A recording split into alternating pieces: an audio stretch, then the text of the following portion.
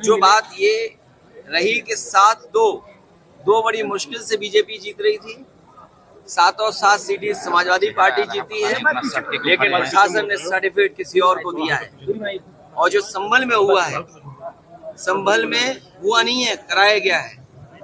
अफवाहों में होता कुछ नहीं है, अफवाहों से होता बहुत कुछ है। अगर पूरा घटनाक्रम आप देखेंगे, पहले तो 19 तारीख को फैसला सुनवाना कि उसका सर्वे होगा।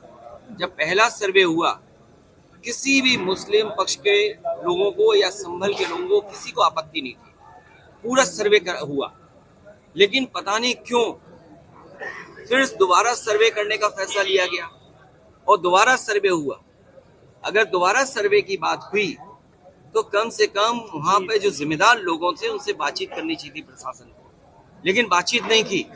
और फिर जो सर्वे टीम गई थी, क्या उसमें बीजेपी के कार्यकर्ता नहीं गए थे? सच्चाई तो ये है, जो प्रशासन छिपा रहा है, कि जितने लोग उसमें गए थे सर्वे में, पीछे से नारे लगाते जा रहे थे। जो नारे लगाने वाले थे उन पे कितनी कार्रवाई की है? क्या नारे लगाने वालों पे मुकदमे दर्ज हुए? क्या नारे लगाने वाले जो सर्वे टीम के साथ गए थे, क्या बीजेपी के कार्यकर्ता नहीं थे? क्या प्रशासन की आंख बंद है इस बात को लेकर के? और सोचिए, आप पीजीआई में जाइए, नौकरी कहाँ की मिली राजस्थान के लोगों को? आप लोहिया इंस्टीट्यूट चले जाइए लखनऊ में, वहां पर नौकरी किसको मिली है? राजस्थान के लोगों को। सैफई मेडिकल यूनिवर्सिटी में चले जाओ तो नौकरी किसको मिली है? राजस्थान के लोगों को। और फिर राजस्थान के लोग उनको बैठाया जिन पर प्रश्न लगता है, जो अधिकारी हैं वहां पर। ये क्या वजह है कि राजस्थान के अधिकारी देख रहे हैं सब वहां पर, और बाहर से लाए हुए टेम्परेरी जो एक्सटेंशन पे रह रहे हैं, उनसे कानून व्यवस्था संभाली जा रही है। ये गंभीर बात है। मुझे उम्मीद है कि इन सब घटनाओं को सुप्रीम कोर्ट सो मोटो लेकर के देखेगा कि आखिरकार इस तरह की साजिश क्यों रची गई।